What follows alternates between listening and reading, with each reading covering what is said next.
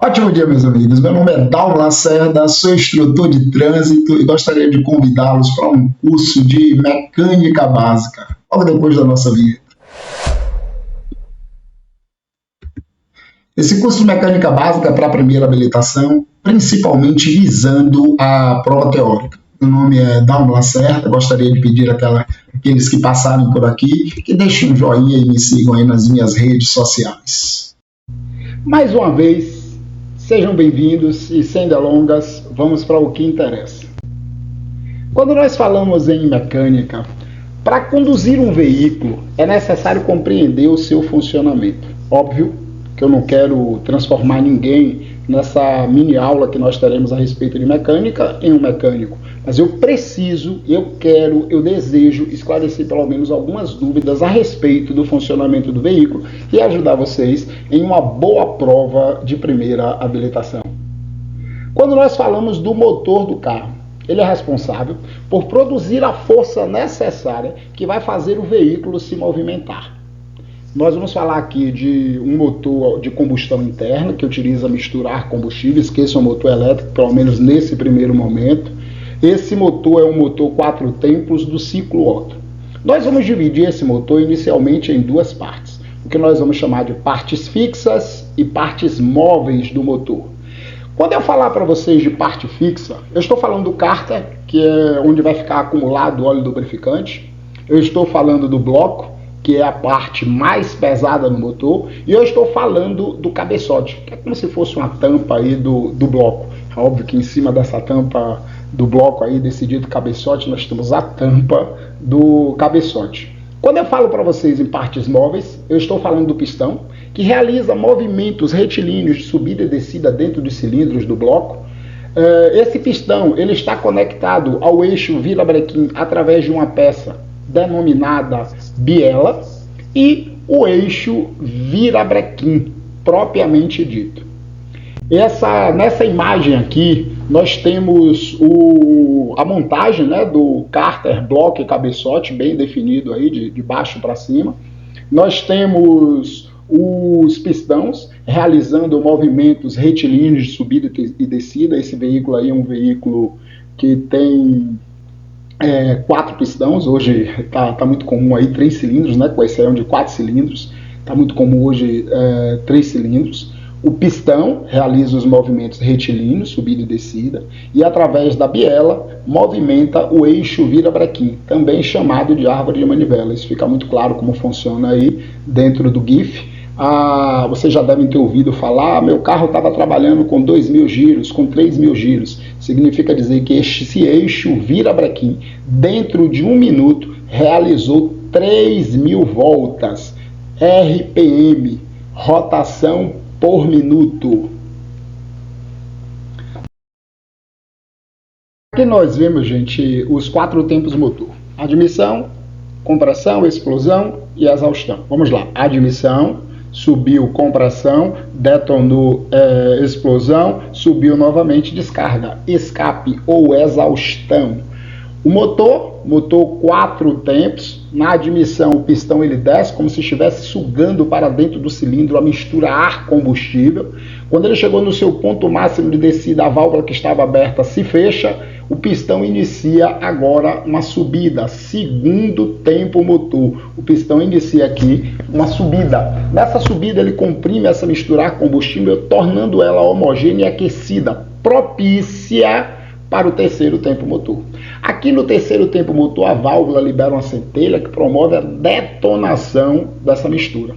Quando ocorre a expansão dos gases, esse pistão é projetado para baixo. Quando ele chegar no ponto máximo de descida dele, ele vai iniciar uma nova subida. A válvula de exaustão se abre, o pistão joga para fora do cilindro a mistura ar-combustível na descarga, no escape ou na exaustão. São os 3 nomes que a gente tem aí para o 4º tempo motor. E agora o cilindro está pronto para reiniciar os tempos motor. Questão de prova: quais são os tempos motor? Admissão, compressão, explosão e exaustão. Questão de prova: qual o tempo motor em que as válvulas estão fechadas e o pistão está descendo? No primeiro momento, essa questão ela parece uma questão difícil, mas é facinho da gente gravar, matar essa questão. Primeiro ponto, a gente tem que entender que o pistão ele desce no tempo ímpar, primeiro e terceiro. Ele sobe no tempo par, segundo e quarto. Movimentos alternados, desce, sobe, desce e sobe. O outro ponto que a gente precisa gravar é que a válvula só está aberta no primeiro tempo motor e no último tempo motor, no quarto tempo motor. Então, quando eu perguntei a vocês qual o tempo motor em que as válvulas estão fechadas e o pistão descendo, a resposta só pode ser terceiro tempo motor. Por que no terceiro tempo motor, Dalmo? Porque eu sei que só está aberto no ímpar, no primeiro e no terceiro. E válvula fechada é terceiro tempo motor. Principais recomendações quando falamos do cuidado que precisamos ter com o motor do carro. O primeiro ponto que ele traz para a gente aqui é a revisão periódica que a gente deve fazer. Muitos fabricantes recomendam que essa revisão seja realizada a cada 6 meses ou 10 mil quilômetros, mas tem alguma variação aí de fabricante para fabricante, então a gente precisa ficar atento ao manual do veículo para a gente saber o período correto no qual realizamos essas revisões. Nessas revisões nós vamos fazer a troca do óleo lubrificante do motor. Aí já vem uma questão de prova, qual o melhor óleo lubrificante para o motor do seu carro? Quando nós falamos, gente, no melhor óleo lubrificante para o motor do carro, a resposta é aquele recomendado pelo fabricante. Mas eu vou dizer uma coisa para vocês, não se apeguem à marca, não. Se apeguem a especificações. Todos esses fabricantes têm acordos comerciais com os fabricantes de óleos lubrificantes e eles vão indicar aquele que o acordo comercial melhor lhe convém. Então fique atento às especificações, mas para efeito de resposta de prova, você já sabe, aquele recomendado pelo fabricante. Temos basicamente 3 tipos que eu vou trazer aqui para vocês, que é o mineral, o sintético e o semissintético.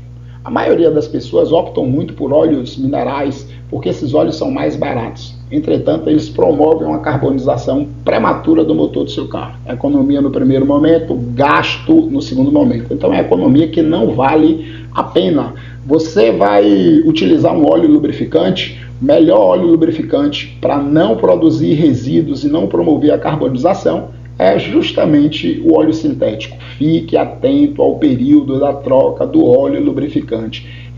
Siga as recomendações do fabricante quanto a esse período.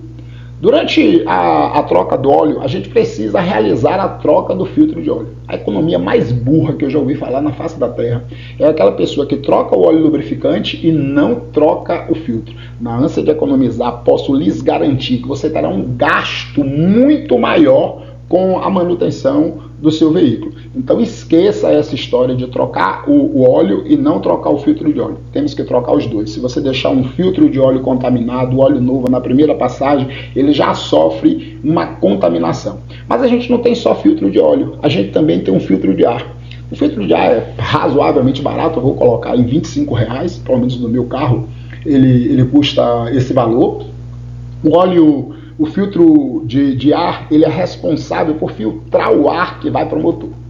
Para o seu veículo não ter uma combustão incompleta, é necessário que entre a quantidade correta de ar. Um filtro impregnado de sujeira, ele não permite que o ar entre na quantidade correta, o que significa dizer que esse ar entra em uma quantidade menor, gera uma combustão incompleta, seu carro polui mais, seu carro rende menos e gasta mais combustível. Tudo isso porque você não trocou uma peça de R$25. Todas as vezes que eu vou trocar o óleo lubrificante, eu troco meu filtro de óleo, eu troco meu filtro de ar e eu troco o filtro de combustível. Alguns fabricantes recomendam 15 mil quilômetros, como é o caso do meu veículo, e eu troco com 10 mil. Antes, quando eu vou trocar o óleo lubrificante, eu aproveito e já faço a troca desses óleos, porque isso acaba me gerando uma economia posterior, quando nós falamos em preço de serviço, que o cara me cobra para trocar um de cada vez é maior do que ele me cobraria para trocar todos de uma vez só. Então eu sempre faço a troca de óleo. Não vamos confundir filtro de ar do motor com filtro do ar-condicionado. O filtro do ar-condicionado é chamado de filtro de gabine. Filtro de gabine. Nas manutenções, nós devemos ficar atento também à injeção eletrônica, fazer uma limpeza, eventualmente, no carburador, na injeção eletrônica, os veículos mais velhos a carburador, os veículos mais novos a injeção eletrônica. Isso também é um componente que acaba gerando um consumo maior de combustível, acaba fazendo o seu veículo render menos, acaba fazendo o seu veículo poluir mais. Vazamentos. Vazamento é uma coisa, gente, que nós verificamos com muita facilidade, porque o vazamento ele vai melar o motor do carro, o vazamento de óleo vai melar o motor do carro e vai melar principalmente o local onde o veículo costuma ficar parado. Então a gente identificar um vazamento é muito fácil e corrigir, tem que buscar a mão de obra especializada para executar a correção. A gente vai encerrar esse vídeo por aqui para ele não ficar muito longo, mas eu vou postar as outras aulas aí para a gente ficar craque nessa prova de mecânica. E não esqueçam de me seguir lá nas redes sociais, deixar o joinha quem puder.